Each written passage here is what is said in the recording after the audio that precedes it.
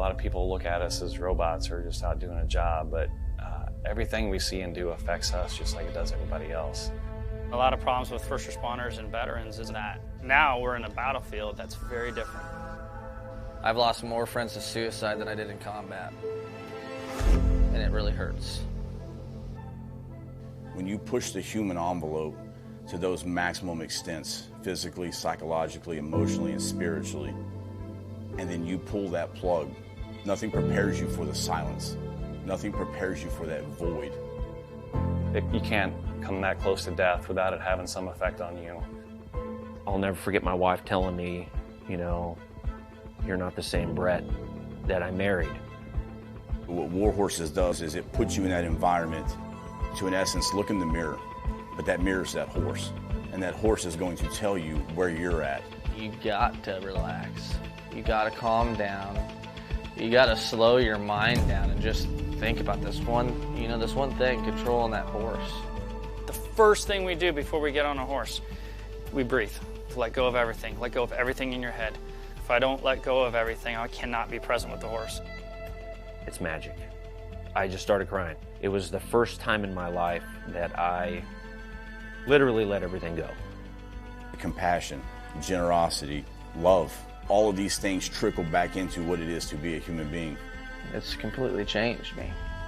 All the confidence I had lost, it started coming back working with these horses. They've given me my life back.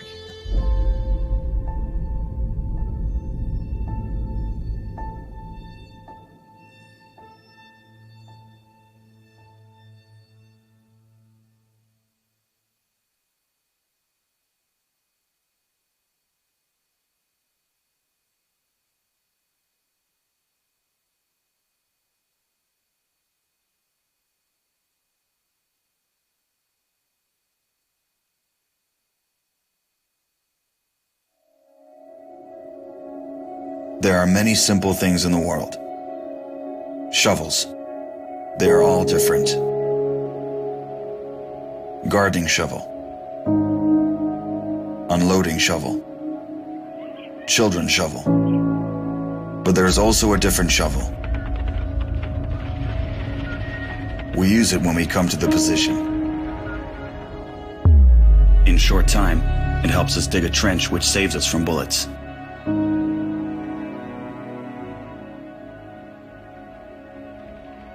If a tank will pass over the trench, there is a high probability that it will not cause any harm to the soldier. We dig in the ground, deeper, and then connect the trenches with our friends to the left. In just a few hours, trenches are all connected.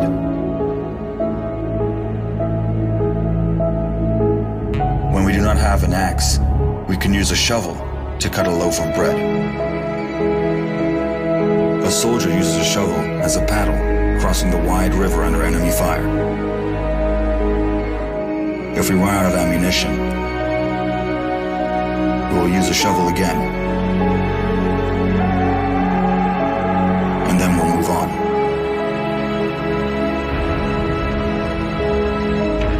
And when we get the order to stop, we'll take a shovel again and build around us an impregnable fortress. This fortress is defended by the army of Ukraine, our army.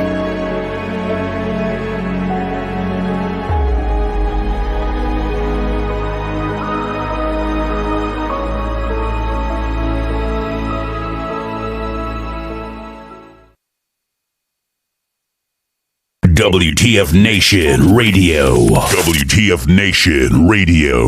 Whoa, whoa, whoa, whoa, whoa. Do you ever have one of those moments where you think, how the hell did I get here? Jeez, what happened to me? I was ruling the galaxy, had a cherry new battle station. I mean, this place had an omelet bar, a straight-up omelet bar. And now look, my former intern's tossing me down a bottomless freaking pit. You know, come to think of it, my whole life has been a series of what the moments. That was my out.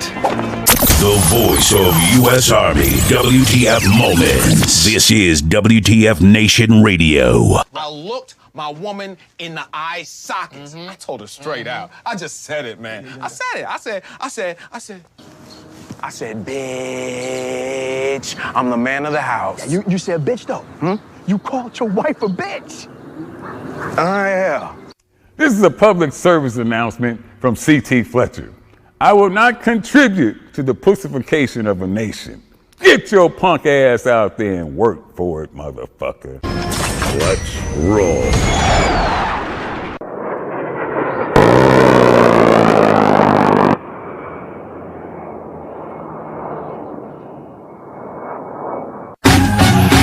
Yeah. Broadcasting live from the Functional Veterans Center of Excellence this 5 September in the year of St. Javelin 2022. Yeah. I'm your host. And I gotta say, I got the shipwreck.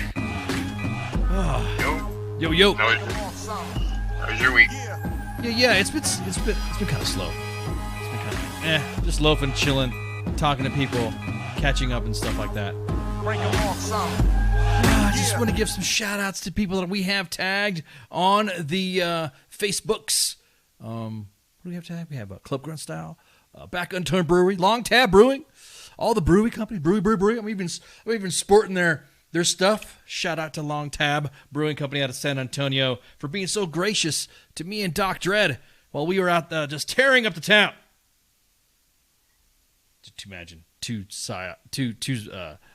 senior NCOs, one PSYOP NCO, one Ranger NCO, just tearing up the town, reminiscing about the good old days, crushing beers, and well, we weren't really doing that, but you know.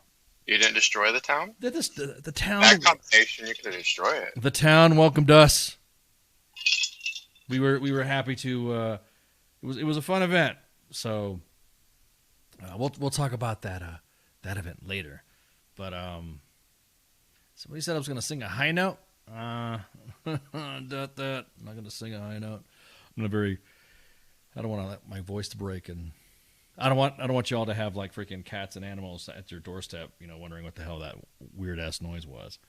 But at any rate, yeah. So how you been, man? What you been up to? What you got? What you doing this 4 day?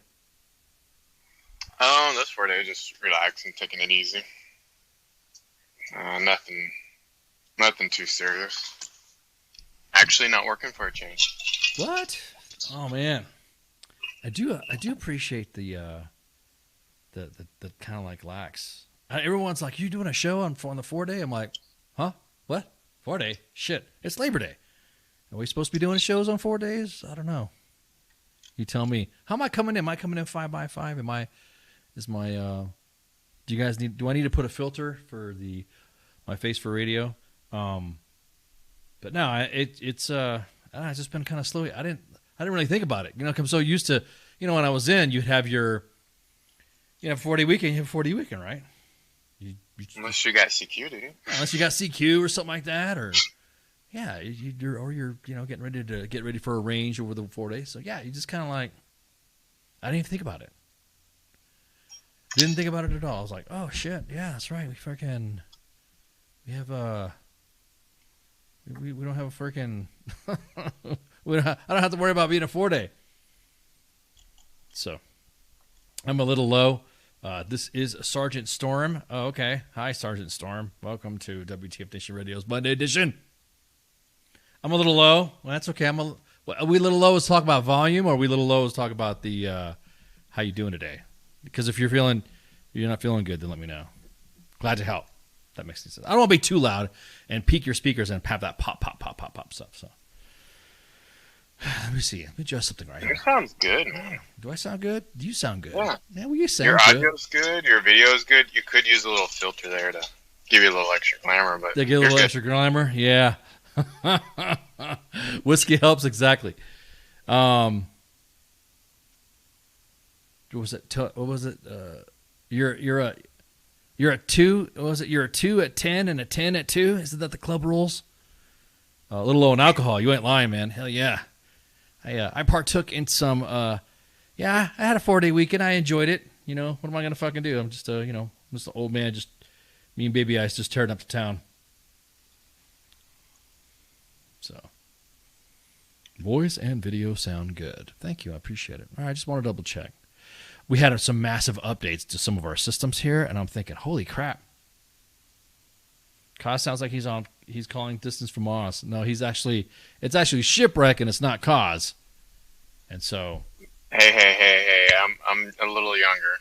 Ted, oh wait, snap! We got a caller. Yeah.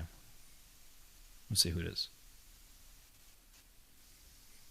Let's see. WTF Nation Radio, you're on the air. What's up? Hey man, I'm wondering. This is Major LeBlanc of the Reserves.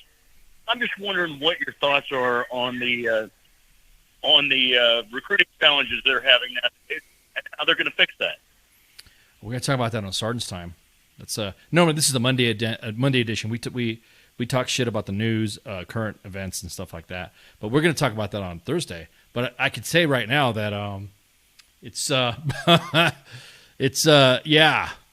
You said your name is Major LeBlanc and you're calling from Recruiting Command. Are you for real? In the reserves? No, I'm not from Recruiting Command, man. I was active duty for a while. Probably the oldest soldier to ever enlist at 40 and make major. And so now you're in the reserve. So are you calling off duty or on duty? Because I don't want you to get in trouble. I am off duty. Oh. I am way off duty. Okay. Yeah, some of the recruiting stuff, I will say this, that there's a lot of people who like to argue back and forth to say that it's a cultural issue when it comes to recruiting, or it's a military issue that comes to retention and recruiting. I will say this, that what's currently happening right now, currently in the Army, doesn't help when we post our stuff, when we see how shit is really out there. You know, these are from the Joes. If you see some of our content, it's from the Joes. Does that make sense? It does, and I'm currently attending ILE online at 56. Big mistake, but I read a paper in there by a guy named David Cinder, and he wrote the two differences in the Army, or that the Army of 2025 is going to be either a profession of arms or it's going to be a bureaucracy. And I tend to think that it's leaning more towards the bureaucracy, and that's why we're having so many problems recruiting. Yes. I think that we are. I think that with the profession of arms, at any time, for instance, a lot of the global war, the GWAT vets, the global war on terrorism, the global war on terrorism veterans, from September 2001 to now, and then some of the veterans that are from the Kosovo and Desert Storm that had just happened to migrate into it. My old ass has seen it, has seen the generational change. It comes in cycles too. Some of it is cultural, I mean, as our society is, and some of it is within the Army. That's fascinating. You're doing the ILE stuff. Are you on duty then if you're calling from ILE? I don't want to get you in trouble, man, because we listen. As a reservist, ILE is all done online. Okay. Which is, if you're 56 and you're just starting to take online courses, forget about it. It's going to take all 18 months to get me through that. I know what it's like to be in. I know what it's like to be in the olds, man. To be part of that stuff, I do know. I'm going to get. Yeah, well, the crazy part is I make lieutenant colonel and then I MRD like the year after because I hit 60. Damn. So I get to retire 1 month and collect my check the very next, which would be really awesome for a reserve officer. I don't. Is it? I was about to say there's an MRD, and then you start collecting a retirement at when? When do you start collecting a retirement? At 60, the very next month after I retire. Gotcha. Okay. Okay, got it. Wow. Well, like I said, it is like, for instance, if you listen to some of the way some of the GWAT veterans speak, to some of the way some of the new Army people coming into the Army now, or just recently joined Army personnel. Some of the things that we say, a lot of people just go like clutch their pearls on some of the shit that we say. It just, by the way, I don't know, man. It almost seems like, to me, it's I don't want to say Thanos was right. I don't want to say that we need another war to jerk the fucking profession of arms, jerk a knot in that ass. But I do think that we came back from all that stuff. We became complacent in how we allow our standards to drop when it comes to maintain, because then what I mean by standards to drop is, I mean that there's individuals that have come into the military that we have reduced our standards for to come in, and then we have to deal with the shit that they come. I don't want to say shit that they come with. We have to come in with whatever exacerbates their time in service. And so, Right. so for instance, you have somebody that's been convicted of is convicted of a felony. Well, let's look at what the exact conviction was. Was it a non-violent crime? Was it a whatever? And then we remove talent. Well, then we have the soldiers that were GED entrants. That we have soldiers that were high school graduates, but they also have had criminal records, or they also got busted for doing drugs. Our standards have reduced too much to where it comes in cycles. It's like a wave, like a band, like a radio frequency band. You see it go up, and sometimes it peaks where we just don't let nobody in. We have to have a specific standard to come in, and then our PT. Our culture of physical fitness, our culture in American society, which I'm glad you brought that up about, because there was a general that wrote an article or spoke to an article, and man, everyone's going off, everyone's becoming unhinged because, like you said, we are a profession of arms. You have to be in shape to do the jobs that require us to fight a war. I think no one's grasping that end effect. That's why I got a lot of shit for saying that the military is gun culture, because you use guns. you have to use weapons. People understand the concept. It's not all about going to fucking college and being all happy that you got your fellowships and got to continue the education. And the Army paid for it. You do understand that there's an obligation where you're commanding a tank, or you're commanding a team on the gun line as an artillerist. And you understand that the job that you're doing is ending life. So a lot of the talk that comes with it, people are actually pretty sensitive. You can't say kill, we got to kill anymore, and it's all about killing, because then people are like, oh my God, the Army's getting radicalized because we're talking about killing, when the Army's job is to win in our nation's wars and do what in the process? Killing. It literally fucking was just like, did you not realize that when you join the Army that you're required to stay in physical shape to be in the Army to conduct the job? So I absolutely agree, man. I got to tell you one thing though. Joining the Army at the age of 40, being in for 17 years now, having been a civilian mid-level manager with a graduate degree when I enlisted, the Army gave me a lot of things that I didn't have. And, we espouse the 7 Army principles, and we beat each other over the head with them. But I got to tell you, most, if not all, civilians are out there rudderless, no moral compass. And if I could thank the Army for one thing, which is probably the only thing I would thank them for, is the cultural change that they made in my life at the age of 40, now 57, where I know the difference between right and wrong, and I live my life within those 7 Army principles. I wish kids would understand that. I wish they'd see it and understand how much better their lives could be if, in fact, they were to embrace that culture and be a part of it. It's a very proud profession to be in. Of course. I just don't get it. I don't get why we can't find good people. Well, also, think about the good people that are in that get out, and then how they get out. I don't want this to be a recruiting discussion, but I mean, I could talk all day about this shit. Shit, we don't have to wait till Thursday. I could talk a day about this and then talk another 4 hours about it on Thursday.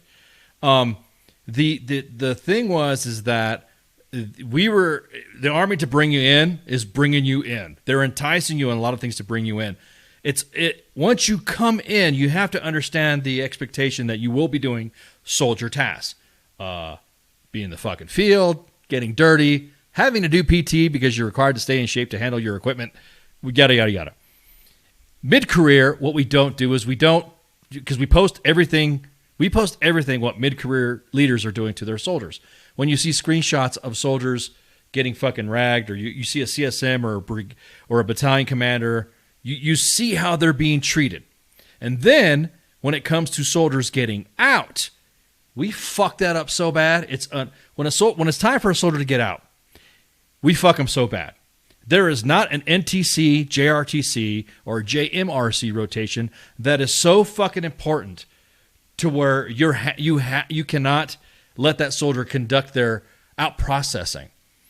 Which, you have a year out, SFL tap, yada, yada. Whatever it's worth, at least the Army's trying to move you in the right direction. You get what you put into it. But what pisses me off... I absolutely agree that, you make it what it is. And you know what? I read all of your posts, man. I love your channel. I absolutely, I wake up every morning and I can't wait to see what stupid shit some mid-level, officer has done to fuck his people over. Right, exactly. And I hope that just by the virtue of you guys posting shit like this, maybe they see it, maybe they read the comments, maybe they learn to act like normal human beings and normal managers. I mean, in the end, it is a job. In Garrison, it is a job. You go to work, you go home. Brother, and it shouldn't be ridiculous. And it's exactly that, brother. You're right there. But unfortunately, in my broken Arnold Schwarzenegger accent, unfortunately, it's not going to happen. They don't do it like that. If for some reason, I don't know what it is. We have gotten in the inbox and we have, I don't want to say we've intercepted, but there have been soldiers that have had their assignments canceled. Assignments canceled to do that JRTC rotation or that NTC rotation. Like if they get reassigned to Germany, yoink, orders are deleted because the commander wants you to be in fucking JRTC or JMRC or NTC. We've even had soldiers that were like 6 months out of PCS or ETS, taken out of these programs that the Army said that we're going to give to you to get out, to transition you to a civilian, and 6 months prior to your ETS, they don't give a fuck about what you have for use or lose. They'll send you to an exercise, and then that soldier has got to fucking jump through there. No one's going to give. I'm going to tell you what. No one's going to give a fuck about you when you're starting to ETS. I'm telling this to the audience. I know you know this, but I'm telling this to the audience. No one's going to give two shits about you when it's time for you to ETS. You literally have to fight for your fucking own, and you have to use whatever resources you have. And like I said before, it's what you put into it is what you get out of it. But for me, that soldier who gets treated like ass getting out, what's going to end up happening is that they're going to take that experience and take it home to their hometown. They take it home. They take it home to their hometown.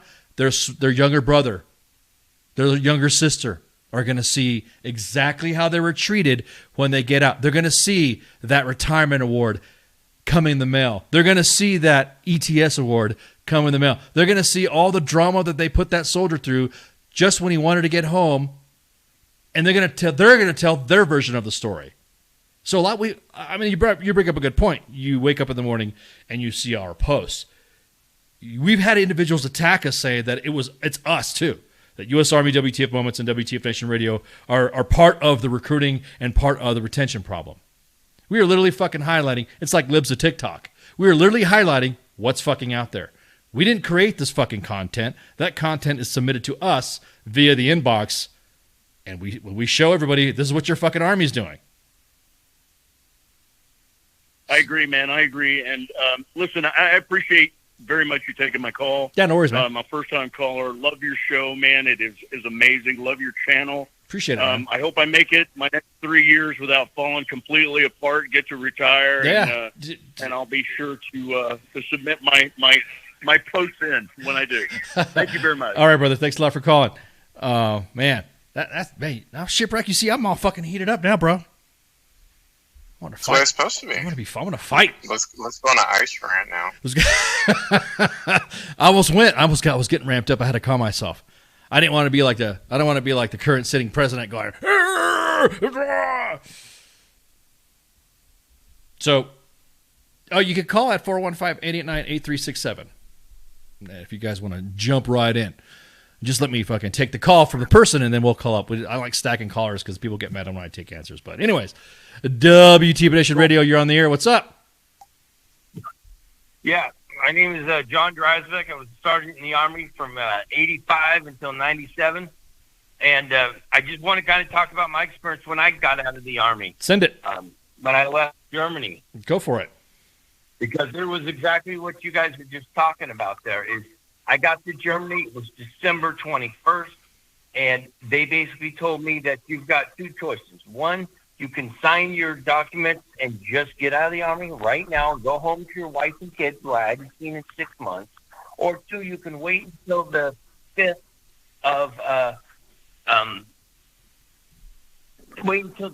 of January, and then the doctor can come in and see you.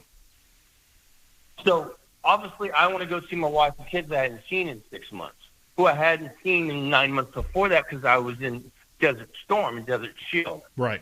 But those are the two options they gave me. So did that experience? Obviously, it left you. I mean, it would leave me a bitter taste in my mouth. Did it leave a bitter taste in your mouth to where you told your experience to potential enlistees? Well, I have, and there's a lot of conflict. I got exposed to sarin gas when I was in Iraq.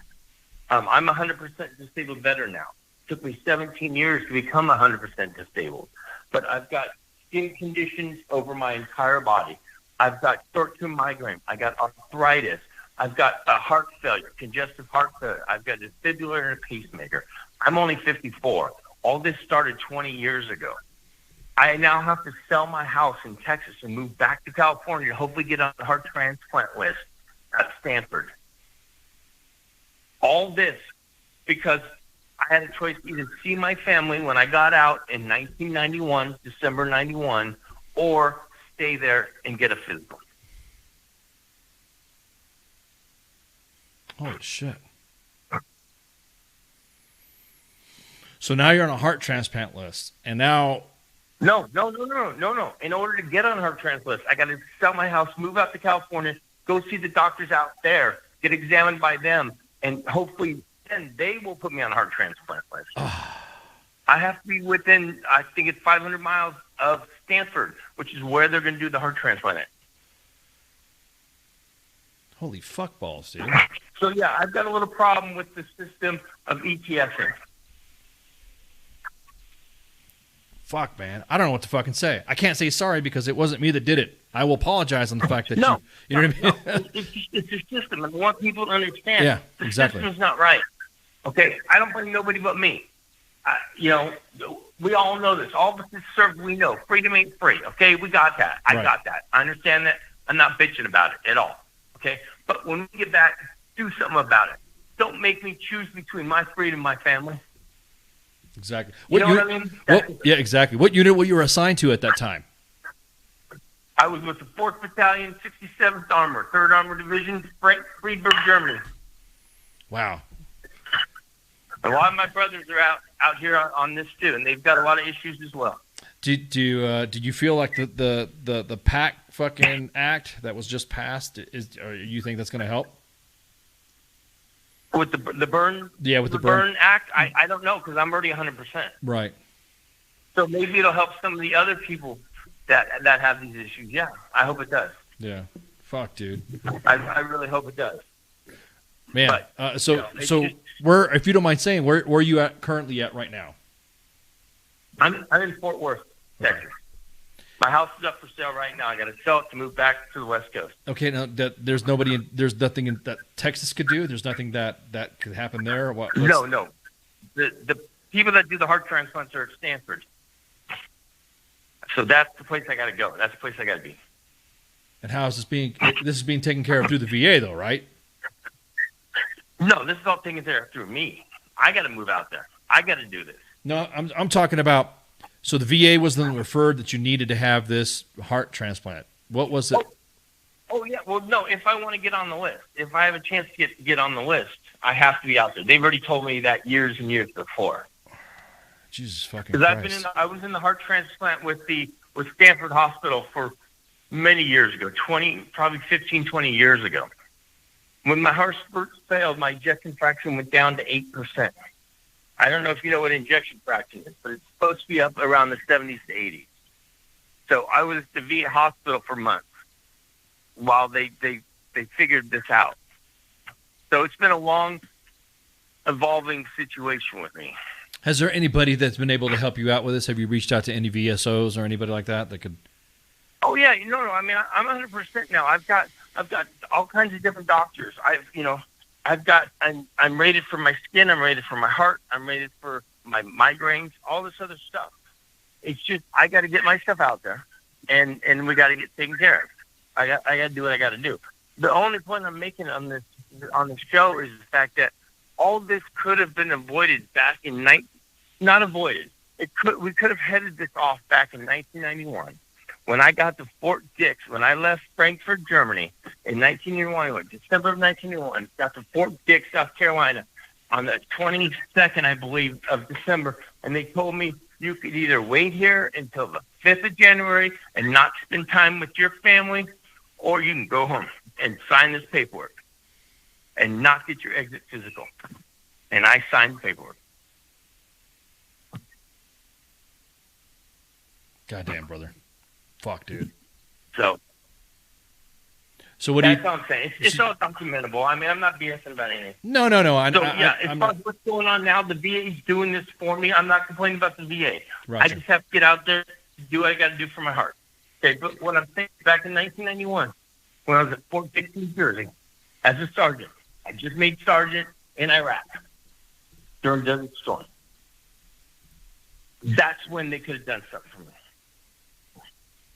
And they did.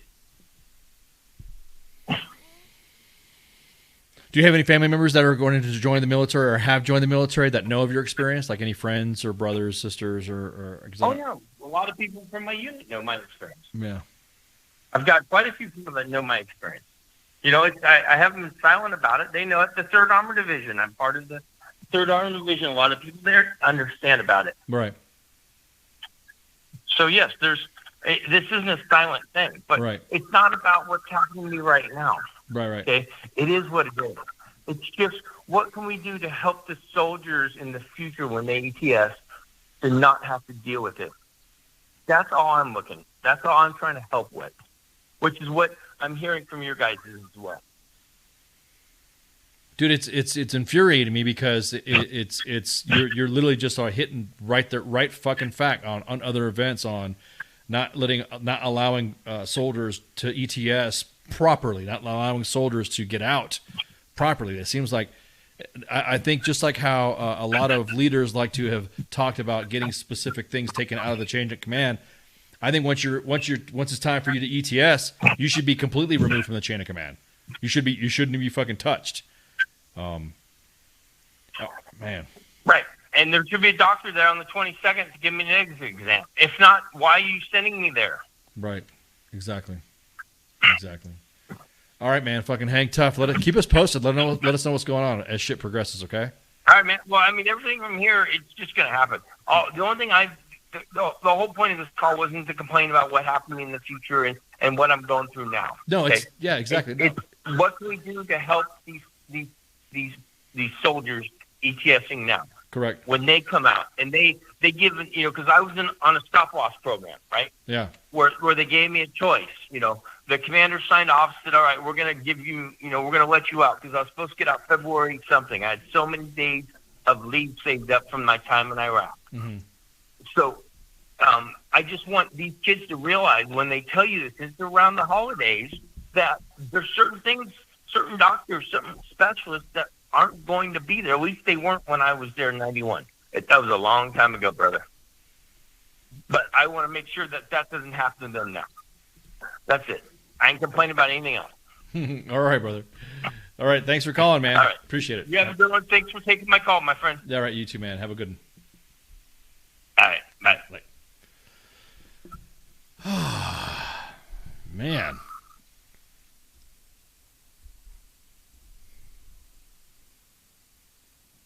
Damn, dude.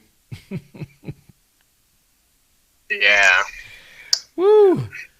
I hope everything works out good for him. Yeah. Jesus. Damn. I do know the VA has a transplant program, but I don't know how hard it is to get on that. Well, I mean, just getting into somebody's details or something like that, then it's not, it's kind of like, oh, yeah. Oof, Lordy.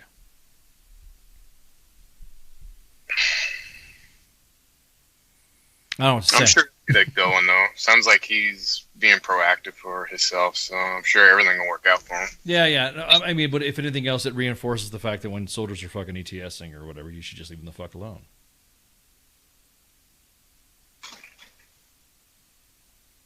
It just... Fuck. So... We're going to talk about it more about General Brunson's comments, too, on Thursday, so... Yeah, some of that sergeant's time.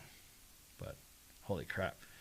So we went from that to yeah. What were we supposed to be talking about today? We're supposed to be talking about current events and all that. Appreciate the calls though. Always take time to make a call. We were talking. Do we want to talk about Emperor Palpatine? I mean, the speech that was. Oh my God! Woo! Loaded. Hydra. Yeah, exactly. Hail Hydra. Obey. I don't know if you guys saw the video or saw excerpts of the president's. Was that a speech? Was that a what was that supposed to have been? I was waiting for Captain America just to swoop in real quick. That's what I was waiting for. And then CQ come in for commentary on Captain America. Watch CQ call in now. I know he's gonna get pissed off. I want his shield if he calls in. If you want a shield if he calls in? I mean, yeah, if he calls in, I want the Captain America shield. Bro, dude, just saying, man. Just saying that fucking. I know. I was shocked. Okay, look, if you guys didn't see the president's speech, what he was talking about and all that. I mean, I'll be honest with you. I'm kind of like. I don't even know where I don't even know where to start on this. Well, could you actually give a summary for the fans that are listening without being biased, just the overall bias? Summary? Shit, I don't have to be biased. I'll just fucking tell you what happened. Shit, there was a speech that was going on, and I will say that everybody now that he has. Okay, look, this is what I'm gonna say about. We've said this about D. Treasy as well. We have had so much divisiveness on anybody. Dude, they're all fucking garbage. All of them. All of them are fucking garbage. Everyone talks about the MAGA being a fucking cult, but yet as soon as this president says something, everyone's already licking boots and all that. I'll fucking say it. Couldn't fucking believe what I saw. I'm all about the aesthetic. I'm all about the theatrics. I love epic, rolling fucking theatrics and shit. I dive myself with the dramatics a little bit sometimes, but I'm gonna post a meme that I don't know. Did Friday Night Freedom post this Obey meme? I'm gonna post it. I don't see how the Marines in the back could keep a straight face and their bearings with that speech. It was pretty much an orange man bad event. Now look, I think everything that has to do with fucking D. Treasy running for office, from the moment he was announcing running for office, everybody was trashing him from the fucking get. From the get-go. Nobody fucking can say that he wasn't getting drama. Now, every fucking politician's going to get trashed and dragged. All for it. And rightly so. Yeah, right. I think all fucking politicians need to fucking go off. They all fucking lie. They all have their agendas. They all have this. So you can't really join or be specific on one party. If you are saying you're Republican, immediately this speech told everybody that's a Republican or voted Republican, you're MAGA. If you say you're a Democrat, immediately everyone thinks you have blue hair, have 58 freaking whatever binary codes to whatever the fuck you think you are, and you're leftist. Nobody can be in the fucking middle anymore, which is why I like fucking, laughing about all this shit. We posted memes about fucking D. Treasy when he fucking ran, but I can remember when he was announcing his run for office, immediately is when all the drama fucking happened. All the drama started fucking happening with that shit. With him. Immediately then started attacking his fucking supporters. Not really supporters. Yeah, were some of them Republicans that just wanted to see shit burn? I like to introduce a little chaos sometimes. I like to see I'll admit it, fucking cleavage, train wrecks, the sun, fucking dumpster fires. Who is it not attracted to shit like that? I see individuals that can't say anything but saying, if you mention something that's bad from this current administration, immediately you're MAGA. If you say something from the Republican side, immediately you're a leftist. Hey, I could call bullshit on both sides. As a matter of fact, everybody can call bullshit on both sides. That's what the First Amendment allows everybody to shit post. Probably going to get zucked, but I don't give a fuck. I really don't, because come to find out, according to Zuckerberg, he was part of and was asked by the FBI, which he admits himself, recorded on Joe Rogan, said, hey, the FBI came and said that we shouldn't be posting this. Or the FBI said we shouldn't be doing that. And look what fucking happened. He fucking admits it. Every single, I almost went to Palpatine mode, every single Jedi, including your friend Obi-Wan Kenobi. Every single fucking conspiracy theorist, every single fucking gay frog with a pony hat fucking worshiper, I'm talking about Alex Jones, are proven right. Nobody fucking said. Nobody fucking said. Anything that is now, what was said then, a conspiracy, it's called a conspiracy theory, is now fucking, has labeled true today. Those were cliff notes. Those are just, bro, I'm just telling you right now.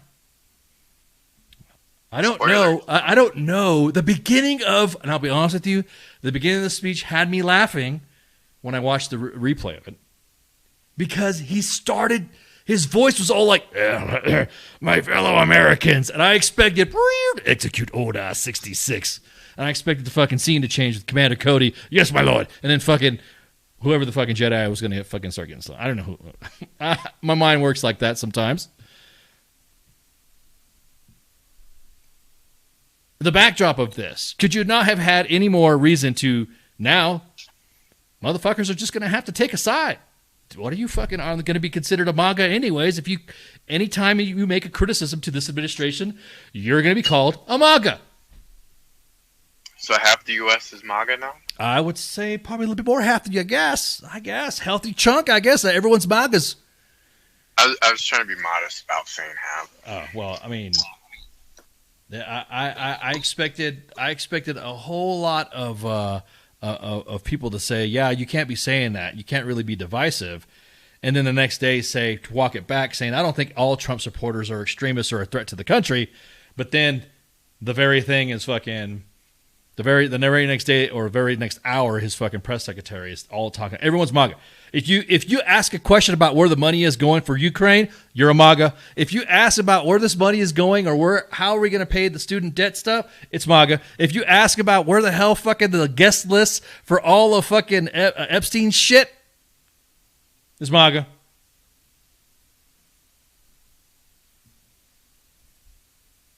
Everything you ask about what's happening is now MAGA. MAGA, MAGA, MAGA. So are the jails going to get full of MAGA extremists?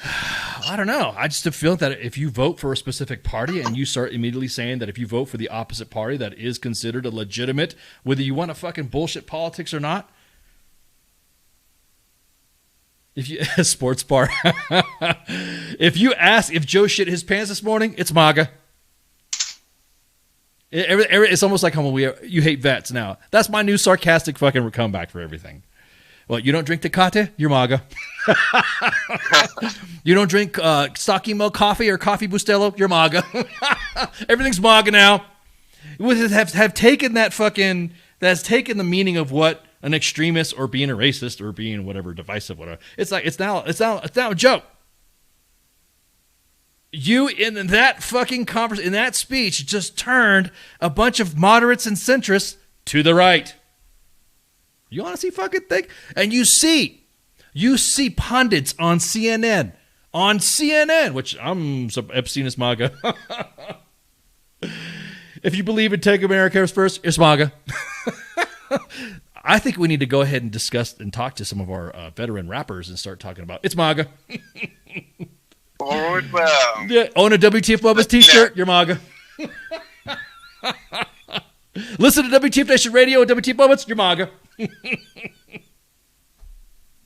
Pay your fucking bills when you're supposed to be and not ask for loans to return to be paid back for you, you're MAGA. Bunch of goddamn MAGAs. With your hooping in your noggins. Non-vegan, MAGA. If your Second Amendment, MAGA. If your First Amendment only, but for you, but not for thee, oh, it's MAGA. Everything that's counter now is fucking MAGA. It has taken, like I said, all this did to me, what I saw, what I witnessed is use the VA, MAGA. They have turned this into a fucking joke where vilifying everybody is MAGA for anything and everything that's not to their specific narrative. Own a fossil fuel vehicle? MAGA. Oh, God's good one. Pay off your student loans? You're a MAGA. Pay your bills? You have good credit? You're a MAGA. Oh, my God. Now, look, I'm not saying I'm a tad bit progressive when it comes to helping Americans out. But if we're going to help Americans out, let's fucking do it. Hey, whoa, stop. Student loans? Fucking A. Let's do fucking farm loans, too. Let's remove property taxes. Hey, how the fuck are you going to sit there and say that Jackson, Mississippi, exactly that. That's, fossil fuel. I like that. Dinosaur blood. How are you going to sit there and blame everybody and everything for fucking what happened in Jackson, Mississippi with nobody having any available drinking fucking water? Where the fuck did they take their fucking money? Where's all that infrastructure that was promised when Pete Buttigieg fucking was talking about fucking, infrastructure? Where did it fucking go? Asking those types of questions makes you MAGA. Oh, man. Hang out in San Antonio with Ice and Doc Dredd, you're MAGA. Wow, a lot of us are going to get locked up now. I'll probably get so much fucking drama from this. I mean, I really did this for the shock value for fucking Twitter, because Twitter, I love that woo! You tweet something on Twitter and you have everybody coming at you like, MAGA. So, we had a retired general on CNN said it wasn't a good optic to have those Marines in the background. Fucking immediately. And he's a commentary on General Hertling, General retired Hertling. Immediately, they started calling him a sellout. I've served with General Hertling, 1st Armored Division, Iron Soldiers. And it's gotten to that point where now they're eating each other. The bad way, not the, eating each other. Not, not my, never mind. So now they're turning on each other. Now anybody who says something within the party, MAGA. You hate but love to see it at the same time. Everybody in Mississippi's asking, like Heath said, everyone's asking the fucking question, where'd that fucking money go? Our government sometimes are like Big Sarge, telling you to file a missed meal when you don't eat, but you're still fucking hungry. No, because if you don't file a missed meal, MAGA. So yes, I thought the speech was fucking divisive because what ended up happening is exactly what ended up happening. Individuals who now say anything about the administration or individuals that identify themselves as Republicans are now lumped into the MAGA group. The MAGAs. Bunch of goddamn MAGAs. So now you can't say anything without being rolled up into MAGAs at all. Cow farts? MAGA. Oh man, you cannot. I mean, it's gotten too fucking stupid. It's to the point to where I don't even want to fucking. I don't care now. Everyone's cause or everyone's allyship that people are asking me for or saying they want me to join. It's got me so fucking numb. I don't give a fuck. It's almost like you've taken labels and you've taken names to the phone. I don't give a fuck anymore about some of this shit. I don't. There's nothing wrong with asking why money is getting sent to Ukraine, almost at the sum of almost $1 trillion, and then wonder why Jackson, Mississippi's got their shit fucked up. We have people in their comments when we posted some of this stuff about Ukraine, and we had people from Ukraine and people from European countries and Ukraine expats were like, hey, oh yeah, I live in empty barracks. but we're invading. Hey, look, I'm just gonna say to the audience out there that Americans don't mind fighting Ivan. We don't.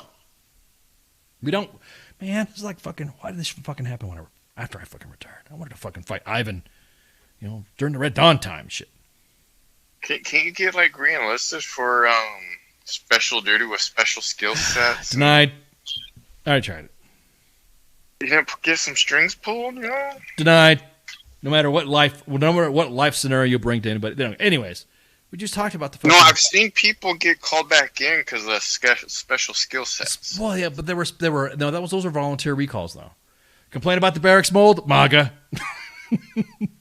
No, that's the mold MAGA. Yeah, yes, exactly. That's mold. Make mold again or whatever. Anyways, but again, there's nothing wrong with asking for where that fucking money's going to. I don't see. That's what I don't get. You can immediately you're considered a fascist, which blows me the fuck away. When I'm not saying that I frequently purchase freedom devices, but I don't sense any fascism when I'm freely purchasing freedom devices, or when I go downtown San Antonio and hang out and tear the town up. I don't see any. I'm not. Are you fascisting them? Do you see any fascism and shit? Go to the Flaming Mug, MAGA. Go to Jaguars outside El Paso, which I heard it's no longer the spot anymore. MAGA. That's right, with Doc Dredd. Me and Doc Dredd. I'm posting pics later, Doc Dredd. Yeah, dude. I don't. Your allyship is starting to fucking wane on me now because now you're just bitching about fucking everything. You have now clumped me, who is probably the most center Blade Runner / centrist of all, and now you're like, make me not want to give a fuck about voting blue. So, it just killed the election on a party, that's for sure. Oh, and then the thing is that you have the GOP that's fucking trashed as well. They can't fucking make up their mind on a lot of stuff. That we're literally sitting on their fucking asses to let the other party or whatever, and everyone's like, and the thing is the first thing that comes out is Mitch McConnell. Well, we have certain parties, and they don't probably, shit my pants, but what's president? Is he shit his pants too? It gets fucking dumb. These parties are fucking trash cultists within themselves. Well, that's why they need to have everyone that's running for president, that's for each party, be able to debate live at one large stage, not just two parties. Well, I think Joe Rogan said it the best. It's like, actually, I don't think Joe Rogan said it. I think people have had suggestions about Joe Rogan doing this, of have him. Just like how we have our podcasts and our shows, Long-form interview and discussion and debating back and forth, just quiet, with nobody fucking clapping in the background, with nobody fucking having their little comments, little side jabs or whatever. Just have Joe Rogan get a couple of fucking questions and then ask questions. Sit them in a room together. Personally, can you imagine getting Joe Rogan on the show with you? We're already looking at getting me on Joe Rogan, so we'll see what fucking happens. We'll see what happens. Let's have him on our show. Yeah, everyone's gonna fucking freak out. I show up on Joe Rogan, and the next thing MAGA, and he's a freaking anti-vaxxer, and he's a MAGA. You're gonna be on the no-fly list after that. Exactly. So yeah, so at this point, I thought the speech was it was fucking. What was going to happen has happened. The president was going to fucking take his comment and talk about MAGA Republicans, and now all of his fucking supporters and that party and the fringe on the left have now dropped MAGA and now have clumped it all together with Republicans. I didn't know that, some old lady that was going back and forth, centrist or libertarian, decided to vote red and immediately consider her an extremist. What if she has voter's remorse? What if she has this is not my party anymore, so I'm going to vote for other stuff. No, now that you're a registered Republican, 80-year-old old lady, MAGA. That's why you wear a beard. I tried the beard shit, man. It's just a pain in the ass to me. You tried it? I've had growth. I know what a fucking beard is like. Captain William Baconator. A little bit. Baconator says that he's so American that his farts give people freedom. I thought they made him like Moses, where people wanted to exodus his area. So wouldn't that affect global warming with all those farts? MAGA. oh, damn. If you fart, MAGA. They've gotten it. So is Maxine Waters part of MAGA now?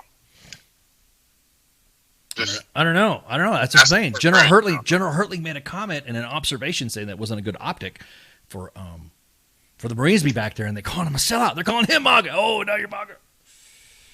Josh Shaw was with head HHC, 1st Armored Division. I worked in the G3. Senior PSYOP Sergeant and then IO officer, NCO with the 1st Armored Division. In Wiesbaden, Germany. Not the first time I've been in Germany, though. That was like my second tour. So I did roll out with them in Iraq. It was their first deployment, and it was my second time because I was back at Blag. And I had just returned from my first, from the invasion part of it. So, yeah. One calf. Yep. I know. Oh, man, I know some 1-1 calf. You guys were out of Boutigan or think like that, right? You guys were out of Boutigan? Or were you at, what was that, Hamburger? Friedberg, I can't remember. It's been a minute. It's been years. You had burgers? Friedberg. Oh, Friedberg. Okay. Thought you said you had a burger over there. MAGA. If you were 1st Armored Division now, you're MAGA. I miss Germany. Yeah, dude. MAGA. Now everything's MAGA. If you don't agree with what anybody says or you ask any questions to your government, MAGA. You a damn MAGA. I will say this, that people are just letting it fucking roll with that. And then, I don't know. You got the one person that's operating the tweets. Now, look, I will say this. People talking about there were some pundits. There's some pundits out there. And there were some people talking shit about student loans. And there was also some flack from members of Congress who have talked about getting the student loans. And then all of a sudden, the White House comms. White House comms savagely dragged all the individuals that were shitposting talking about the student loans because they got the PPP loans. You down with PPP? Oh, well, you down with your PP? Yeah, exactly. Your PP over your first time able to watch in Germany? You were in Germany the last 15 years? Well, hell yeah, man. Hell yeah. Welcome back. Herzlich willkommen. Yeah, dude. I'm what was I saying? Sorry, I got all these chats fucking going on. I'm reading some of the chats. I'm like, my fucking. Oh, so anyways, so the White House comms team on Twitter dragged every single one of those individuals that were like shit talking. And I was like, yes. It's like Kylo Ren. More. I want to see more. But they only did the Republicans. I want to see a big, huge list of our politicians who have went from, of course, obviously some of the MAGA fucking criticizers, those who criticize MAGA the most, how their net worth went from like $225,000 a year to now they're like in the millions. That's why you get in office. You can make millions. Oh, yeah, dude. Fuck, I know. Fucking Joshua, you fucking paradise now, living in Hawaii. That's what I'm talking about. I have family in Hawaii now. Have a close relative who moved to Hawaii and is loving it. So I'm looking forward to visiting him. And you know, her, because that's my niece. So can't wait. Be out in Hawaii. Tropical lightning, baby. So we're gonna take a break right quick. We're gonna continue on this because I gotta go refill my drink. I'm drinking water because I was like, oof, this weekend. These last 2 weekends I've been, man, San Antonio, ooh, Lord. Anywho. You're saying you can't keep up with the young ones anymore? No, the young ones can't keep up with me. My point being is that the fact that it was a blast. I had a blast. It was a good time. Out and about, you know, old stomping grounds and shit. So, anyways, we're gonna be right back, and then we'll we'll continue the rants on the Monday edition. Shots.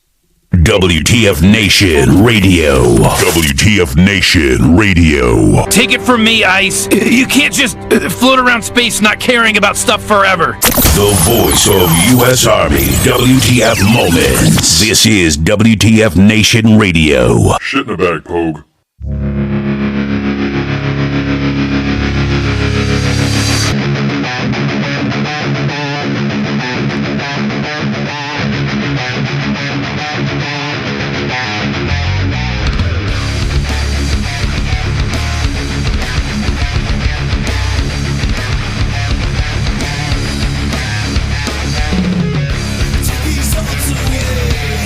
Nothing feels the same.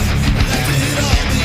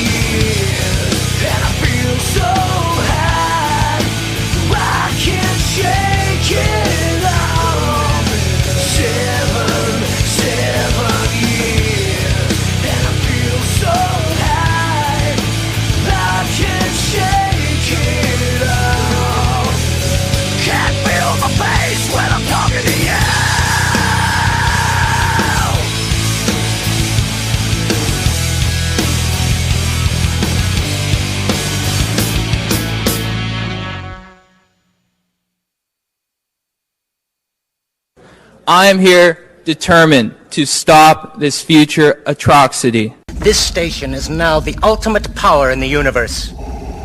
I suggest we use it. The voice of U.S. Army, WTF Moments. This is WTF Nation Radio. I find your lack of faith disturbing. Everything stated on WTF Nation Radio is to be considered the opinion of the person that stated it, and not an official representation of WTF Nation Radio or U.S. Army WTF Moments. Price does not include tax, title, or license. Some assembly required. Each item sold separately. Batteries not included. Objects in mirror are closer than they appear. If conditions persist, contact a physician. Individual results may vary. Keep out of the reach of children. Avoid prolonged exposure to direct sunlight. Keep in a cool, dark place. And please enjoy the show. Shots. And we're back. Part 2 of the Monday edition. Ah, man. Yeah. Shooting the shit on this Labor Day weekend. Thanks for hanging out. I'm your host. I got fucking shipwreck in the gunner seat. Complaining. Complaining, shooting shit, ranting and raving. Ranting and ranting. Rah, rah, rah. Ah, man. So, what are we going to talk about? What are we talking about next? We talked about speech. Yeah. We talked about how you enjoyed your trip. Oh wait! I gotta give a back brief. Everyone was wondering what the hell's going on about what happened with we had an event. We went to the event and everyone kind of like Cos went over a little bit. So I guess we'll we can go through your point of view. Yeah, go through my point of view. Yeah, we could talk about it. We could talk about it a little bit. So I mean, where do we start? Shit. So well then shit. Let's talk about setup, right? Right. Back Unturned Brewery. They were invited us to come out for the End of Summer Bash on the 27th of August. Janae Sergio, the Marine Rapper, Club Grunt Style, and DJ Freddy, San Antonio, staples of the San Antonio community, to do a fundraising event for 8 Days of Hope, which is a faith-based nonprofit that does they build safe houses for victims of domestic violence. They are also in the fight against human trafficking. They also have made a presence in Kentucky, supporting and assisting in the aid of the flood victims. And they do a lot of things for the community. Since I like to, of course, discuss how we work with these organizations, and of course, dude, I am the biggest.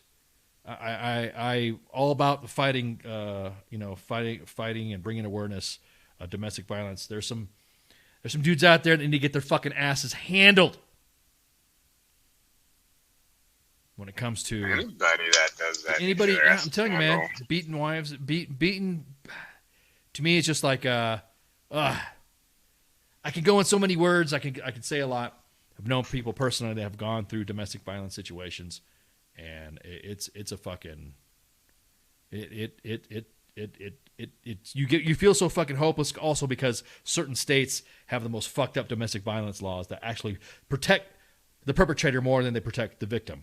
Which personally, you beat the fuck out of a woman in front of her kids, and you should be given, Lucille the bat from Walking Dead, and the woman should be allowed to smack back.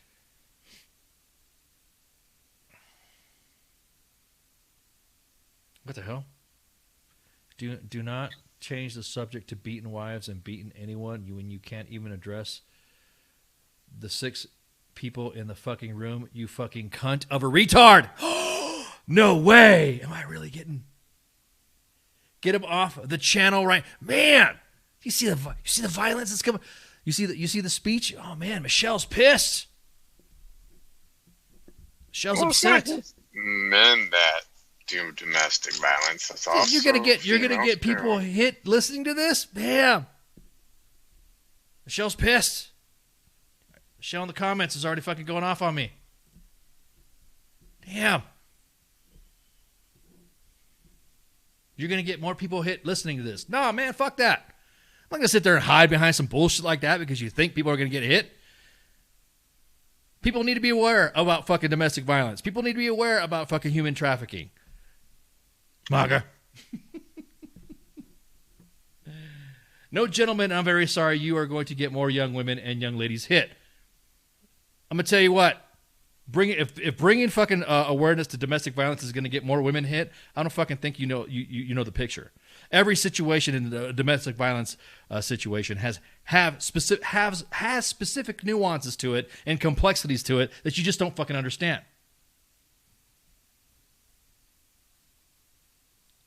You have 7 people in the room, and I'm 40 years old. Well, congratulations, Michelle.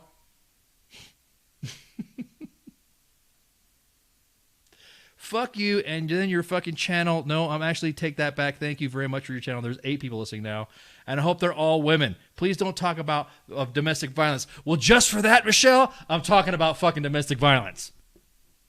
Alles fucking claw. What you're not seeing is that you also have other viewers. You know that 6th room? You're in the wrong channel because we're also live on other channels that have 27 people in a room. You also on another channel that have 3 people in another room. I'm out. See ya. Deuces, Michelle. Ringtone, and don't say it like that. You're a gent. What the fuck is... I'm still trying to figure out the comments that's going to get people hit. Yeah, I want to know. So, damn. Whatever, Michelle. Oh, no. I saw her go away. Don't talk about... Yeah, you can't say you're dead, but it hurts women's feelings. What the fuck are you talking about, Michelle? Oh, my God. See, it's that kind of bullshit, and that line right there is why women are afraid to speak out against domestic violence, which is the reason why men are hard to become allies with, because you got women like you saying some bullshit like that. See ya. Then leave. If you're out, this isn't a fucking airport. There's no need to announce your departure. Ladies and gentlemen, Cap speaking. Of course, in WTF Nation Airport, we have Michelle's Severina Inglis. Talking in the chats. She now is announcing this. Yeah, I got multiple chats going on, man. Make sure you fasten your seatbelt. Yeah, make sure you... Well, or not. I don't care. Buckle up. Exact cause. She must be MAGA. MAGA. Michelle's MAGA. Anyways. Or HOA. She probably runs an HOA. I don't have time to go through her fucking... But you guys can tell me where she's from. Where she's at before she locks down the account and blocks everything. Get the fuck out of here with that shit. You shouldn't be talking about domestic violence. Man, fuck that. Okay, Michelle, that's cool. Yeah, okay, don't need to apologize. We're passionate about it too. That's why we were there. As a matter of fact, you bring up a good point. That's why we were there. We were able to talk and network with people that we've had differences with and set that shit aside and come together and fucking bring awareness to this shit. Because I'll be honest with you, this should also be like, I don't want to say hit squads for like women who get. I think there should. I mean, is that too much to ask? Like, you should have a shelter. You have a battered women's shelter, and then you should have like how do I say this? What was I gonna say? Maybe resources. Resources, I should say. I don't want to say this, but it sounds like I'm advocate. Michelle's getting mad. She's blowing up. Anyways, you guys entertain her with the comments. She's in the. She went to the WTF Nation Radio Facebook page chat, so y'all could go over there and see what she's talking about. She's going off. Put what really want research you want videos. Man, you make it sound like we don't. Oh man, so glad. Is this the same? Is this the same? Michelle, are you the same person that on another account that you said we hated vets? Is that you? Yes, we're talking about you. We want to know. So anyways, we will continue. We just want clarification. We just want to make clarification. Justine. Right. There's a YouTube comment. Man, she's big mad. Fucking A, man. I was going to talk about this event. I didn't realize it was going to get so spicy. Please address me. I'm not a normal girl in my bedroom, and I would like to be a little bit of respect. Okay. Anyways, we'll continue. So we show up on Friday. We all meet up in San Antonio, hanging out. And then there you go. I was waiting for Dr. to show up. There you go. I see you, bud. So you leave the G3 life.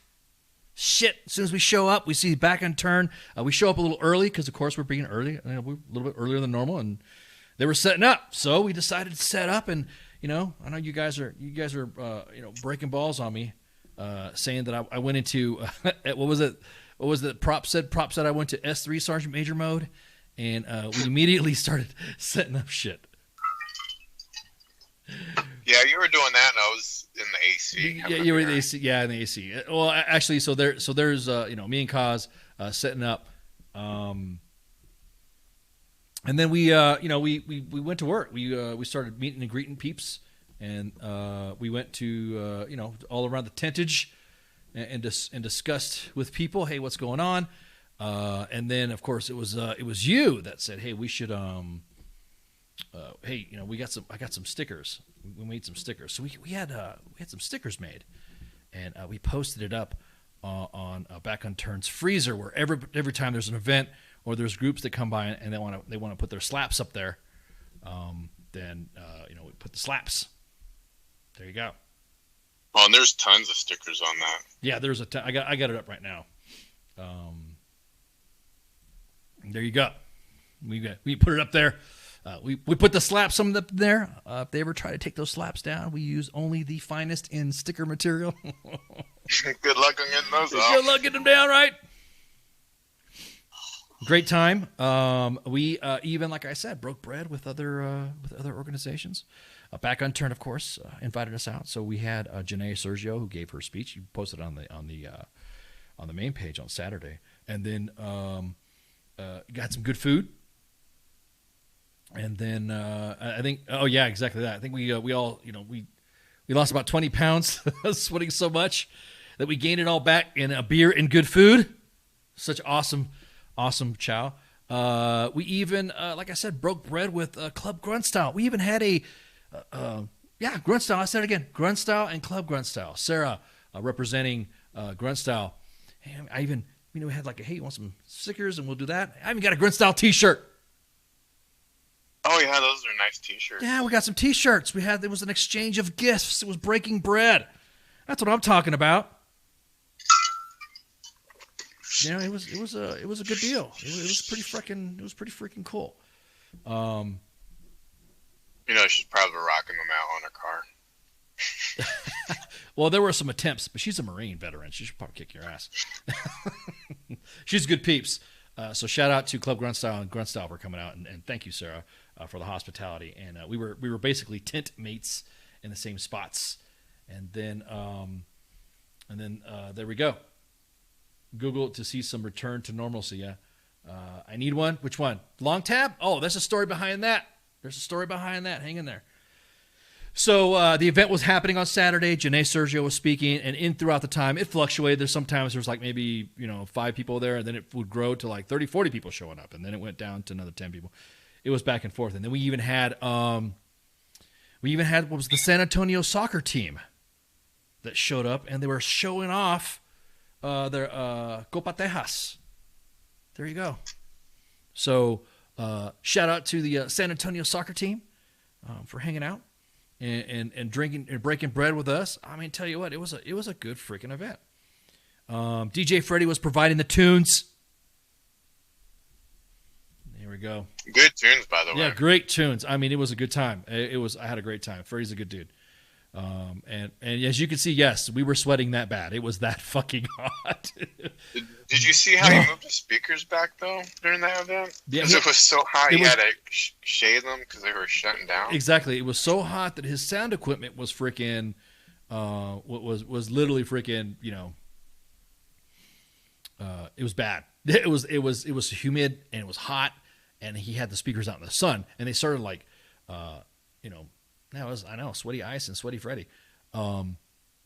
His equipment needed to get pulled underneath the shade, so yeah, he was doing that. So that again, great tunes, great music. It literally was, if you didn't, man. And then freaking out of the blue come running buckshot like crazy. Freaking Doc Dredd shows up. He comes out, he's like, "Where you at? I see you guys. Where you at?" So. If there was something that was, how do I say this? I hadn't seen Doc Dredd in years, like years. like forever. And we sat and we caught up. I kind of like had to forget. I was almost forgetting that I was supposed to be there working. Because me and Doc Dredd were just catching up.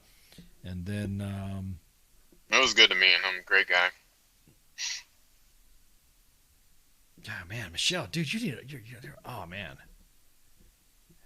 As a matter of fact, hang on. Let me, hang on. You have that effect? Oh, man, hang on. Let me, since, let's talk, let's see what Michelle's at. Where she's at. Is she complaining about the size of the thing here? The size of that, hang on. Let me You in that environment. Let me Just look in the mirror. Hang on. I don't think she realized how many platforms are on. I don't think she does, man. And so I'm going to, let me see. I'm going to ban her for about, I'm going to suspend her appearance and keep her mouth shut for about 50 minutes. There you go. Suspend. Congratulations. You've been suspended for 15 minutes, Michelle. You guys sucked. There you go.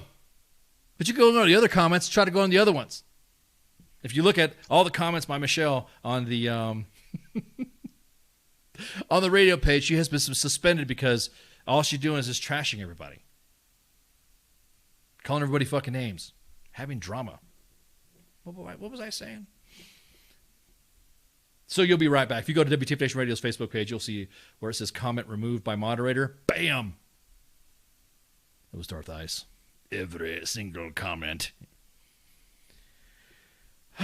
So what was I saying? Oh yeah, so Doc Dredd comes out. Like I said, it was like we were like two giddy little PFCs and E4 Mafia. The E4 Mafia finally got back together again. So we hung out, shot the shit for a little bit, and then we went to we finished business, and there you go. We were freaking. Oh, hang on. Where's another picture? I'll put that back up. And that was it. So the next day, Back Unturned Brewery had a post-event AAR / meeting, and toast to us. We were toasting to them. Shit, thank you so much, Back Unturned, for hanging out. That was great people. I cannot complain. Cannot complain. Well, then the next day after that, after we finished the event so before you took off your clothes, oh, somebody must have said, yeah, we even did a real quick with Janae, the Marine rapper. We even did a little a joke because everyone's like, who's in charge of what, who influences what, and so we pointed out that it was me, the Marine rapper, and Janae Sergio. It was a lot of fun, man. So we were there, acting, goofing off, just doing a bunch of selfies, and Janae Sergio was like trying to drop freaking here. She was like not really making fun of me, but laughing at me because I would not accept any of the airdrop requests from all the pictures that she was sending everybody. And she's like, "Hey, why are you denying these pictures? We're taking these pictures. It's supposed to be the event." I'm like, "Oh, I don't know who that is. I don't know who that is." So you actually know how to use airdrop then? I know how to use airdrop. I looked at it. I don't ever accept a lot of airdrops. Did you hear that story about the Southwest Airlines where that guy the plane was not going to take off because he was getting dick pics? Yeah. So hang on. Where's you don't leave your airdrop open. Exactly. So then we had the event. Great time. Great chow. Great brunch. Again, appreciate the. I definitely appreciate the the love that the crew at Back Unturned gave us. And then so Doc, everyone's like getting ready to leave, and Doc goes, "Hey, Ken, you wanna go hang out? You wanna go tear up the town?" Like Kaz said, all he saw was dust when we walked away. He kidnapped me. Wonder where they kidnapped me. I mean, it was willing. So he took me to the VFW. VFW post 8541. Let me go ahead and so VFW post 8541 in San Antonio off the Austin Highway. That's another thing too. I'd been, how long had I been, Doc? Like what? Just like 10, 15 years? Almost 20 years we'd hung out and been in fucking San Antonio. It's been a long time. So that's a nice flag. Yeah. So hey, what's up, Joey? So yeah, exactly that. Best in Texas. So Doc Dredd, hey, let's go see if you remember this stuff. And man, we were like, I was like, hey, where's this place at? Where's that place at? Where's this place at? Where's this place at? And fuck, man, it was, I couldn't recognize a lot of this shit. I really could not recognize any of the stuff that hey, where's this at? Oh, that's torn down and this got built up. Well, wait, where's that place? I mean, it literally was for me. It kind of took me back to like, holy fuck, man, a lot of shit's changed. All changed, exactly that. Austin Highway was really changed from back in the day when me and Doc used to run around and cause trouble. So there we were, two retired soft NCOs just tearing up the place, and then we stopped at the VFW post 8541, which if you guys see, Grunts Gaming Network posted their e-gaming.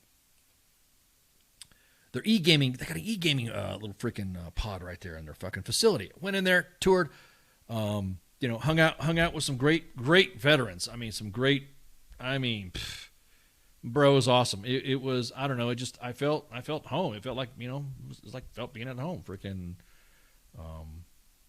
my biggest thing is that I got to, how do I say this? I fell into another WTF moment in speaking with Bill Smith.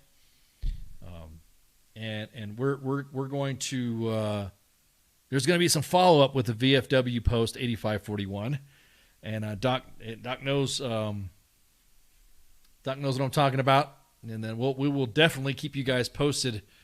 And it was like I said, it was an experience just to sit there and hear the stories, and hear just hear all these old veterans just shooting the shit and talking and all that. So I don't know. I felt like at home. It's like me, like I said, me and the big bro, just like not yet, Mike. I want to talk to you. Well, I want to talk to you tomorrow about that. So then we hang out there, and then he calls up the owner and proprietor of Long Tab Brewing. Bro, did you get a private tour? Bro, I got a private tour of the VFW, and then I got a private tour of Long Tab Brewing. Great place. I mean, dude, it was immediately, I was overwhelmed with the history. And just like I said, it's I don't want to say it's like a hole in the wall, but it's like literally a pretty good spot. That's where I got the T-shirt from, and I had a rep, I got to show up, and it was great place to hang out and break bread. I like saying that word lately because everyone's like, "Hey, when I come and break bread, Ken?" I'm like, "Okay, sure, let's break bread." They have some of the best brews that I've had in a while. I think I don't even remember how many me and Doc Dredd had, but I guess it was above the legal limit. Man, it was great freaking beer, and I will say right now, that place, Long Tap Brewery, they're tagged too in the post. If you want to check them out, give them some love, give them some likes, and appreciate the hospitality of Long Tap Brewing for giving us for giving us a tour and hanging out, and then giving us the history of what that place is about. All in all, like I said, it was a pretty good. I think I got some more picks here. They got like I said, yeah. Let me post this. Make sure you post the right pics, not the ones. Not the pics. Not the pics that I accidentally dropped in the freaking in the ops chat. Oops. I had to pull those back. But yeah, because that was Doc Dredd classified. I didn't want to sit there and breach any of our old stomping grounds. So great ambiance, great atmosphere. Like I said, I freaking not of me. I don't know what you're talking about, Doc. Shut up. Great ambiance. Hey, let me move this out of the way. So there we go. Nice bray. Yeah, dude, come on, man. No hate. Fucking those are great group of peeps. Great group of peeps. No complaints. Let's see. Let's see. We're trying to find the other one. There we go. The main brew hall. And then I even had an opportunity to mingle amongst the crowd. I did some mingling, and made some new friends, and got some new fans and new contact information from WTF Moments. There we go. Oh man, that's a big operation there in the brewery. Yeah, dude. So busted some pics there. Doctor girls. They said it was okay for me to post it. It's like, hey, is it right if I post this shit? Can we get some selfies? And so shit, fucking hung out there for a long time. Fucking, that was a great time. Me and Dr. Ed just shooting the shit. And then can we? I don't know, Mike. Do we want to talk about what we did afterwards? After we tore up we were, like I said, we had a blast. And then fucking and Ranger Creek, definitely gonna hit that one next time. And then we went to then that's when we went to on the tour. He's like, hey, Ken, let me show you something else. And man, even Fort Sam Houston has changed. Smoking cigars and freaking just like laughing and shit like that. Like I said, I don't remember what time we got back, but I do know it was within the legal limit. You best believe, Mike, there's going to be a next time. Oh, Lordy. Lord have mercy. It was fun. It was fun. There we go. And so we capped off the night. Hey, gave you hugs, bro hugs, and all this stuff, and all that. And then there we go. Then that finished the night. Oh wait, I guess I could talk about what happened. Did you do disco? Yeah, exactly that. No, we didn't do disco dancing or disco roller skating. But I will say this: I will not fucking use Uber ever again when it comes to situations to try to get me to the airport in time. Holy shit! Really? Oh my god, dude! So I don't know what was going on with my Uber app. I was like, yeah, okay, we'll get some Uber app. And I'd waken up. I like to be prompt in, when it comes to flying out. I got to get a little buffer, and I know that sometimes, traffic or whatever. So I'm using Uber, and it's like, what the fuck's going on? I'm not getting into panic mode, but I'm like, I have different courses of action of getting transportation to the hotel to the airport. And dude, fucking they wouldn't. That's like Uber was not like fucking working for me. Uber was not working for me. I felt like ordering a pizza and then just like jumping in and kidnapping the pizza driver, but I don't want to get in trouble. Yeah, exactly. Uber banned me because the last time I used it. Well, Mike, not saying nothing. What are you talking about, bro?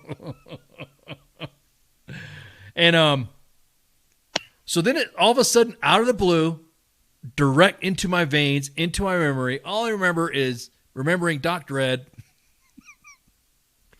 If you are ever in a jam and you feel like you can't drive home, you pick up the phone. This is back. You go to a payphone back. We're talking about back at this shit, and dial 210-222-2222, and it like came in. It morphed in my 222-2222.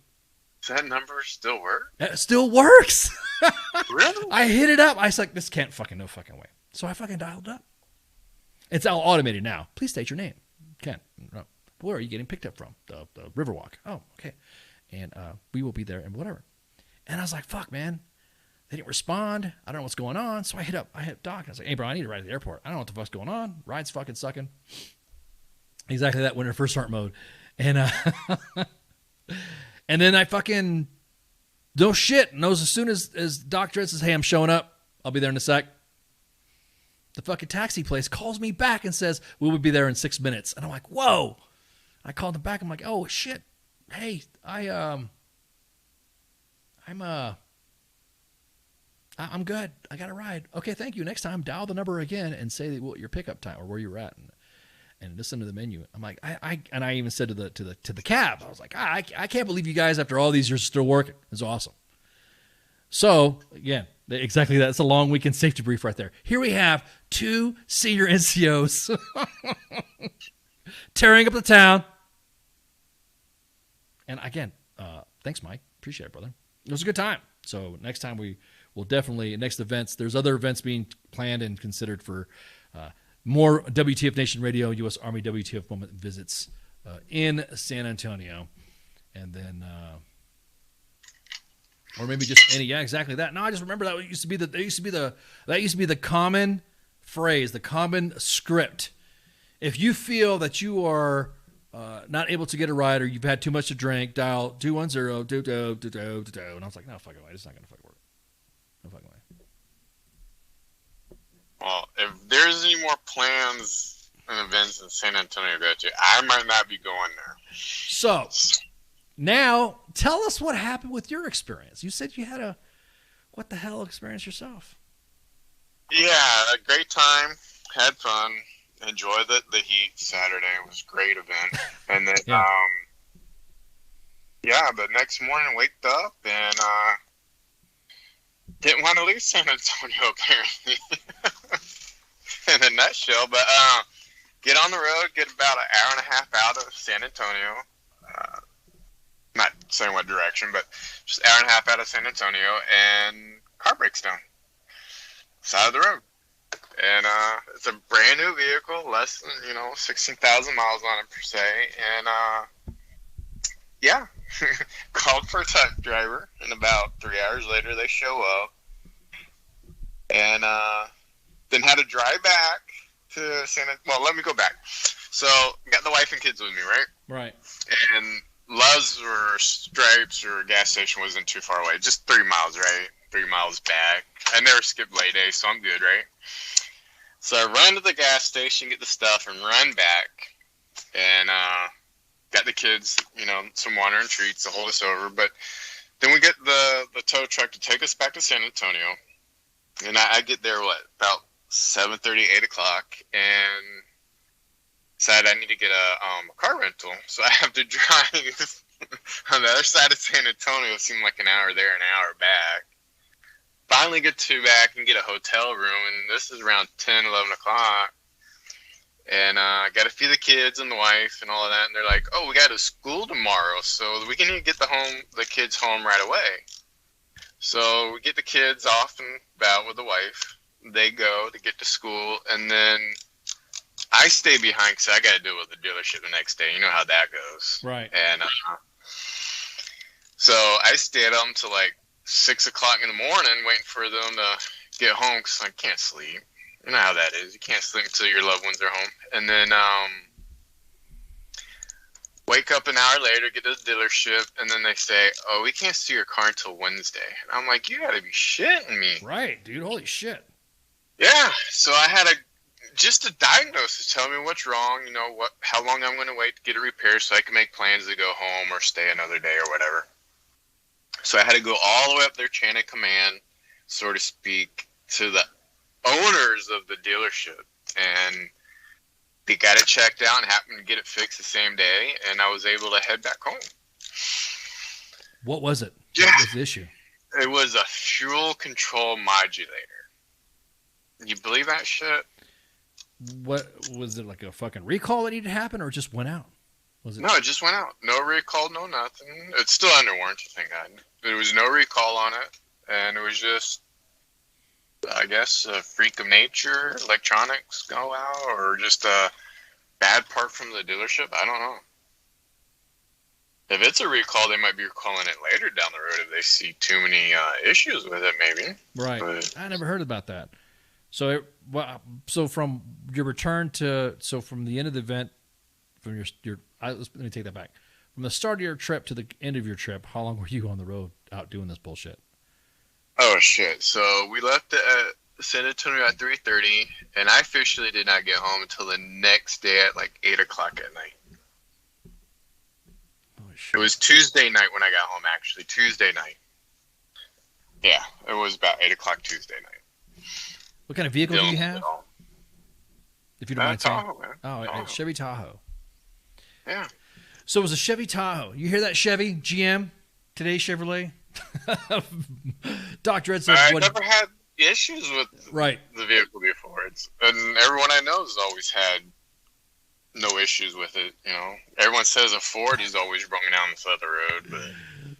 He said it's because it's those damn MAGAs. If your fuel regulator was a MAGA, that's why. Bunch of damn MAGAs. A bunch of freaking little shits with your MAGA in and doing your MAGA things with your MAGA stuff.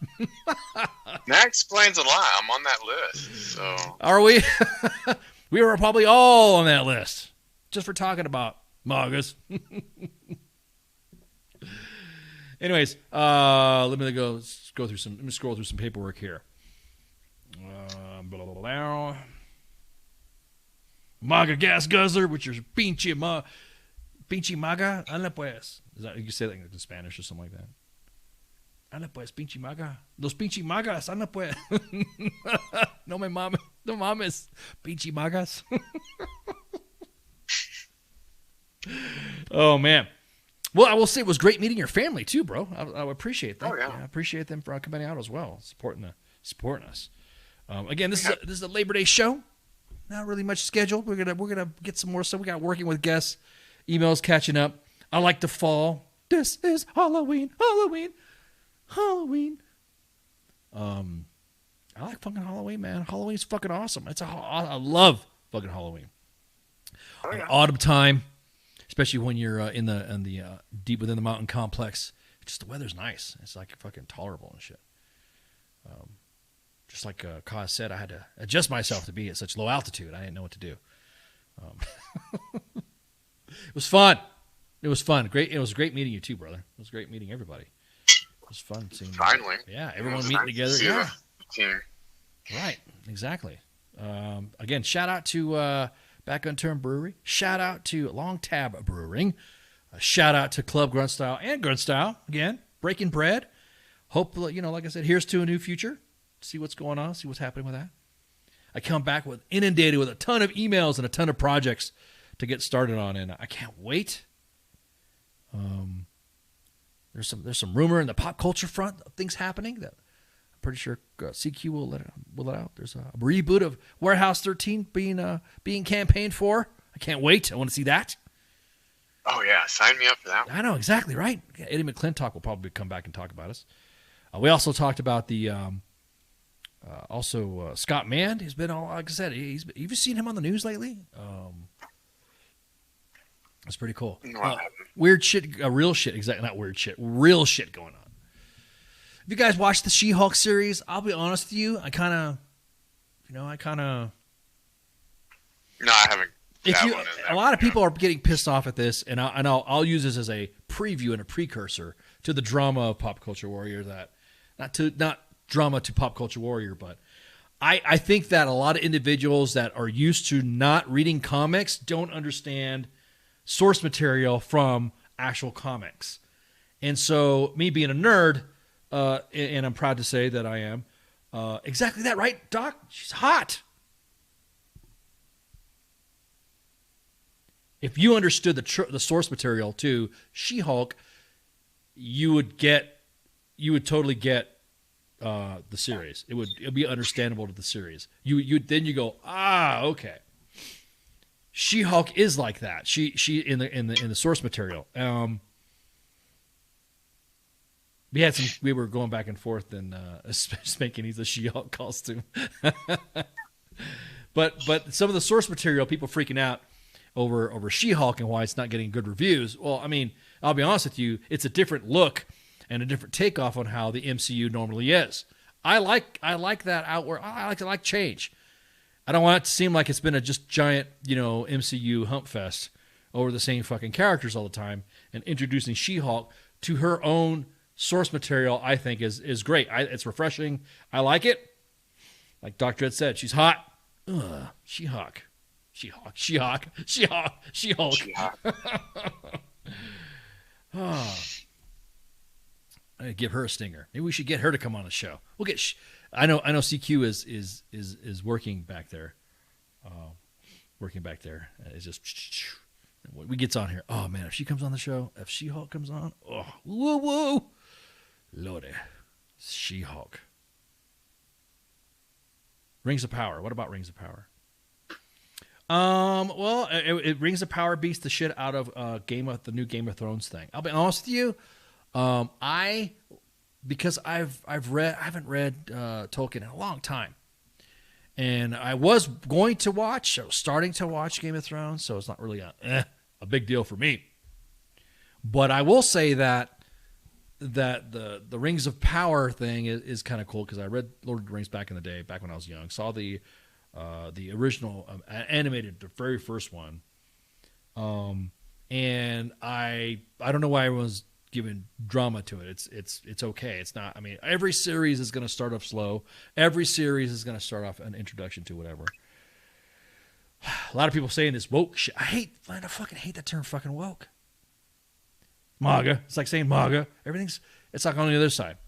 The other side likes to say everything's MAGA. A lot of things the other side is saying is everything's woke. I'd really like to fucking see the reaction when some Star Wars characters of canon, of comics and books, come on to live action, because people are going to lose their shit. People are going to go nuts of some of the characters because they say it's too woke. No, motherfucker. That was actually some of the source content material of the story. I mean, everyone's like, oh, it's rolling over the grave, blah, blah, blah. My favorite, of course, with Ahsoka coming out and Grand Admiral Thrawn coming out, I want to fucking see, I'm a fanatic for Grand Admiral Thrawn. Oh, people have to just find out about his background. You're like, oh, it's woke. Well, dick, if you read the fucking books, you got to realize it's always, his character's always been, nothing's been changed. Or if Grand Admiral, look at this, the world will lose their shit if Grand Admiral Ray Sloan were to show up. A Grand Admiral, woman, black woman, in canon, in books, has always been in. As a matter of fact, she was in Star Wars Squadrons, the video game. She was badass too. Fucking really? Empire, right? So I don't get why everyone's like talking about this. It's like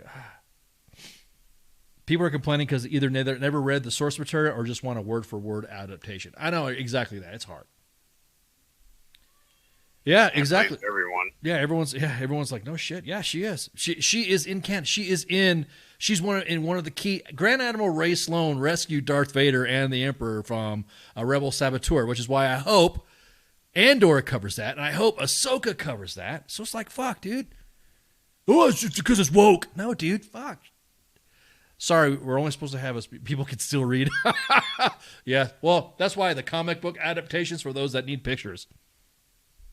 That what blows me up. Anyway, so go back to what I was saying. She-Hulk, I like it. Like Doc Dredd said, it's pretty good. Like in her lawyer role, it's fucking hilarious. I thought it was good. I thought to her source material, she stayed to her source materials, which was, again, if people read She-Hulk comics, then it'd be like, oh, well, then that comic book's woke. Shut up, dude. That shit came out in the 90s, man, or the 80s, 70s. Oh, shut up. I can't remember when it came out.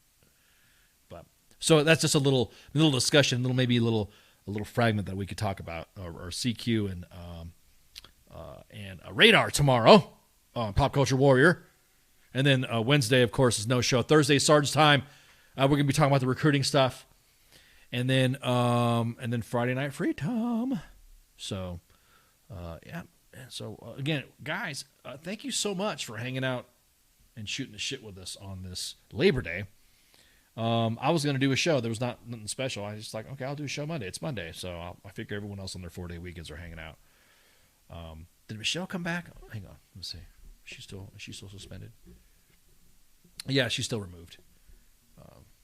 So she's been suspended for 15. Has it been 15 minutes already? I'm waiting for her to come back. Again, there's nothing wrong with talking about bringing awareness to domestic violence and human trafficking. Nothing wrong with that. So there she is. There you go. For 6 PBs, the view and community of comedy is high. There you go. I see you, Michelle. Aw, Michelle's back. She's so angry. Oh, man. Looking at her. Angry or hangry? I don't know what it is, man. I think it's funny. I think it's funny. It is entertaining. It is entertaining. Share, like, and follow WTFNationRadio.com, where you can see or jump on our Discord. We're broadcasting live on Twitch, Twitter, YouTube, 2 Facebook pages. One of them Michelle's complaining about, and then Twitter. I will, as a matter of fact, Joshua, I will hit you up, man, and hit you up to the Tropic Lightning Museum. I have familial ties to 25th ID, especially back during the Vietnam era with my father. My dad, who went to Vietnam, who was assigned to the 25th and then was OPCON, or was under the when the Golden Dragons were assigned to 4th ID. So I will definitely come check it out when I'm in Hawaii. I'll let you know. Probably doing a show. Hawaii, I can't wait. I got so many travel plans I can't wait to go on. Life plans change. Travel plans change. There you go. So, anyway. You got anything for me, Shit Right? Are you good? Or No. So, again. Is your car maintained? So, again, shout out to Back on Turn Brewing Company. Shout out to Club Grunt Style and Grunt Style and Sarah and Long Tab Brewing.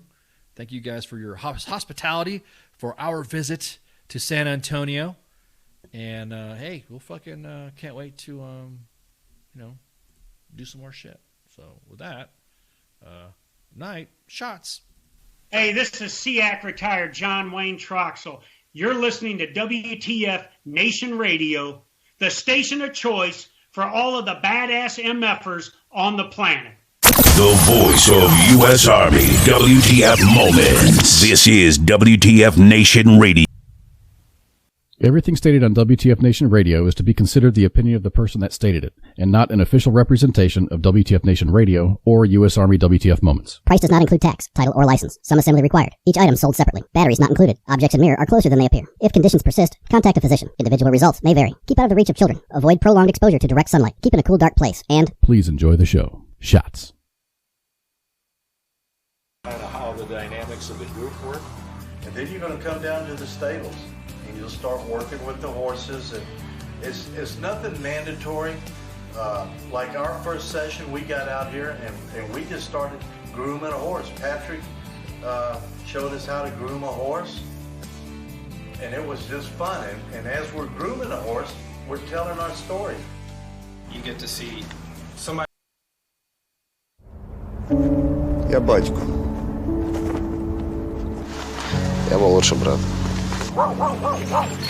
Я водій маршрутки. Я скоро одружуся. Я фанат шахтера.